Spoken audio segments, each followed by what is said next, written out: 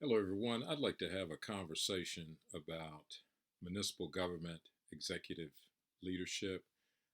My name is Torry Edwards, and I've served in the capacity of city manager, chief executive officer for cities in the state of New Mexico and Texas. I started my career in the city of Albuquerque, New Mexico, as a mental health counselor, and little did I know that I would later become a city manager of a serving in both a large metropolitan community, the city of Dallas, and also the city of Terrell. I was appointed city manager for the city of Terrell. I'd like to pause for a moment and share with you about the importance of tenure as the top chief executive officer for a city. And this cuts through across many cities and states around the nation. The average tenure for city manager is anywhere from 3 to 4 years. Well, I served in one city, the city of Terrell, Texas, right outside of Dallas, a fast growth area outside of Dallas, for 11 years. My tenure, what I learned from that experience of tenure, the power of executive level tenure, is that it allows the leadership in that community, i.e., municipal government, to accomplish the will of the mayor and the council, the elected officials. So, those heavy lifting, resilient type of projects, i.e., infrastructure related projects, economic development projects, innovations in partnerships of how to conduct more improved, more efficient local government services. It's based on tenure to deliver those outcomes, specific outcomes, economic development. For example, we started with pasture land, raw Texas agriculture land. And within a 8-year period, we were able to transition pasture land with a complex, comprehensive system of growth and land development into emerging economic development centers with jobs, commercial, retail, businesses, uh, health and science, education, eating, shopping, and all of the amenities for families and in creating a family destination place. Again, it started with pasture, rural Texas land. And today, of course, this area represents over 1 million square feet of new mixed use development space. And so, but quite a bit of heavy lifting had to occur with economic development and city leadership to move from pasture to commercial job center and destination place for families, regional destination places for families to enjoy and locate. Also related to water and air, uh, water systems, we totally transformed the water system, distribution system, and supply side to service new growth for the next 70 years. That was a mammoth of a infrastructure related project. And keep in mind, smaller community, you don't have all of the fiscal resources, so you have to develop a financial model to fund capital construction, i.e., new water systems, where it's high quality water systems. But we transformed from a city operated system into a regional partnering system. And so that has paid tremendous utility and economic dividends to position a community towards a fast growth path. The third component is the transformation of public safety. We went from a community where confidence in public safety was at an all time low, but at the end of a 6-year process, we transformed the culture of public safety into a model for the entire state of Texas, crime reduction of 43%, new police headquarters, state of the art uh, environment for working, officer retention was at an all time low. So the whole culture changed, but that took leadership. Uh, what were some of the components to help solidify the leadership? It was the stability of the mayor and the council. I was fortunate in my tenure. You remember I shared with you the early, in this presentation, the average tenure for a city manager, a chief executive officer for a city throughout the nation is anywhere from 3 to 4 years. Well, I have been privileged to serve one community, one mayor for 9 years, but total tenure as city manager was 11 years. So I was considered a long time serving city manager in the state of Texas.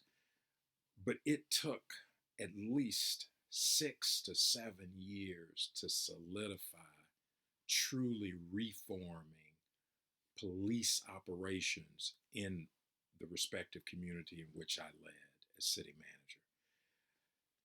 The transformation of a police department is not a short term objective.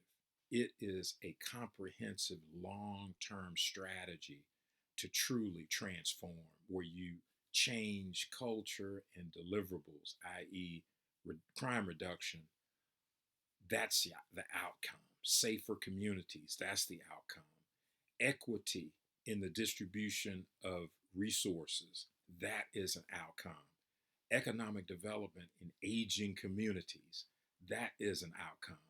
And I'd like to leave with this, with two other points. One is that the responsibility of crime fighting should not solely be on the shoulders of uniformed officers.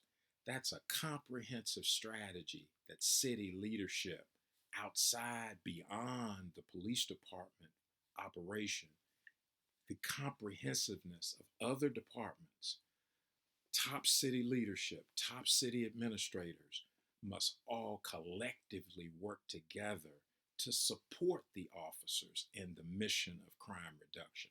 If that component of comprehensiveness does not occur, then you cannot put that burden of crime reduction solely on the backs of an officer when there are other dynamics in communities all around the nation that's occurring to increase crime. So that's a complex component.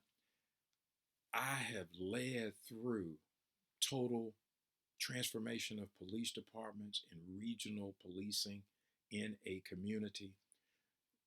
That takes leadership. And so the last component that I'd like to leave you with, I'd like to shift from beyond city management to exercising a city manager's leadership to grow higher educational models. That's, again, beyond city management. During my career, I've had the privilege of only knowing, and I did not realize this until I was at a conference in DC. There are only two higher education historical Black colleges in the nation that's chaired, where a city manager, a sitting practitioner city manager, also serves as a chairman of the board for an HBCU, historical Black college. I thought I was the only one. There were two. There's one in Virginia, the chairman of the board for an HBCU, a state HBCU in Virginia.